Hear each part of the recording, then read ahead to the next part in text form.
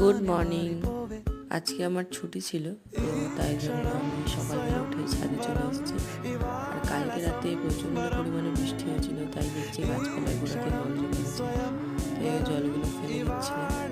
তো দৌড় দিয়ে বেশ ভালোই লাগছিল, বৃষ্টি হলে তো গাছপালা সবুজ হয়ে যায়। তো তারপরে মা ব্রেকফাস্ট দিয়েছিল রুটি আর চানা, তো খুব ভালো লাগে খেতে।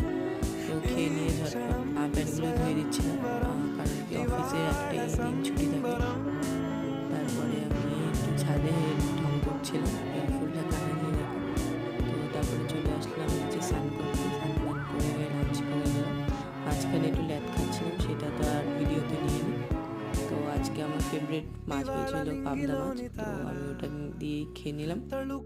খাওয়া দাওয়া করে দুপুরবেলা বসে বসে আমি এই ওয়াল পেন্টিংটা কমপ্লিট করছিলাম। তো ওটারই কিছুটা কাজ এটার সাথে জুড়ে দিয়েছি। তো আজকে এত পর্যন্তই, দেখা হবে পরের ভিডিওতে।